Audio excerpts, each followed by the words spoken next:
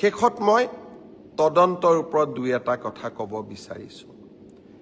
নতুন দিল্লীৰ CFL লেবৰেটৰীয়ে জুবিনৰ মৃত্যুৰ ভিছেৰা ৰিপৰ্ট দিয়াৰ পিছৰ পৰাই এই ঘটনাটোৰ প্ৰতি CIDয়ে ইয়াৰ গোটেই ঘটনাটোৰ ওপৰত এটা নিৰ্দিষ্ট দিশ বিচাৰি পাইছে।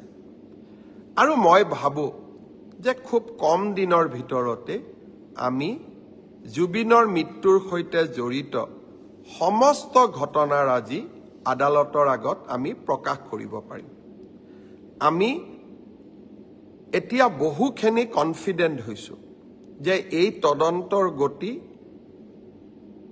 আকাংক্ষিত গতিৰে আগবাঢ়িছে আৰু আমি নিৰ্ধাৰিত সময়ত আদালতক সমূহ খবৰ আমি জনাব পাৰিম। ছিংগাপুৰৰ অসমীয়াসকল নহা বাবে আমি মনোকষ্ট পাইছিলোঁ। অহাকালি 4জনকৈ ছিংগাপুৰৰ প্ৰৱাসী অসমীয়া অনুসন্ধানত যোগ দিবৰ বাবে গুৱাহাটীলৈ আহিব। অৰ্থাৎ আগত এজন আহি গ'ল, এতিয়া 4জন আহিব, 6জন এতিয়াও বাকী থাকি যাব। মই সেই 6গৰাকী অসমীয়াক আকৌ এবাৰ ক'ম যে অসমৰ হিয়া ৰামথু প্ৰাণৰ শিল্পী জুবিন গাৰ্গৰ মৃত্যুৰ তদন্তত সহায় কৰা আপোনালোকৰ লিগেল ৰেছপন্সিবিলিটি, আইনগত দায়িত্ব, আপোনালোকৰ মৰেল ৰেছপন্সিবিলিটি, আপোনালোকৰ নৈতিক দায়িত্ব আৰু আপোনালোকে অসমলৈ আহিব লাগিবই।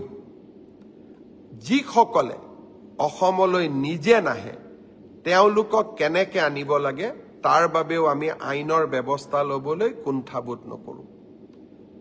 মই আশা কৰোঁ আপোনালোকে সোনকালে আহক। আপোনালোকৰ ষ্টেটমেণ্টখিনি লোৱাৰ লগে লগে আমি আদালতক গোটেই ঘটনা অতি সোনকালে জনাবলৈ সক্ষম হ'ম। কাৰণ আকৌ এবাৰ কৈছোঁ, যোৱা কালি CFL দিল্লীৰ ৰিপৰ্ট অহাৰ পিছত এতিয়া আমি বহুত বেছি কনফিডেণ্ট যে জুবিনক ন্যায় দিয়াৰ প্ৰক্ৰিয়া, ন্যায় ন্যায়ালয়ে দিব, কিন্তু ন্যায় দিয়াৰ প্ৰক্ৰিয়াক আমি ত্বৰান্বিত কৰিবলৈ এতিয়া সক্ষম। মই যেনেকৈ প্ৰথম মোৰ ফেচবুক লাইভত কৈছিলোঁ যে জুবিনৰ ঘটনাৰ সম্পূৰ্ণ তদন্ত আমি কৰিম, আমি জুবিনক ন্যায় দিয়াম। আজি মই বহুত আত্মবিশ্বাসী যোৱাকালি CFLৰ ৰিপৰ্ট দেখাৰ পিছত যে হয়, এতিয়া আমি যি আপোনালোকক প্ৰথম দিনা মই প্ৰতিশ্ৰুতি দিছিলোঁ সেই প্ৰতিশ্ৰুতি নিশ্চিতভাৱে আমি ৰক্ষা কৰিব পাৰিম।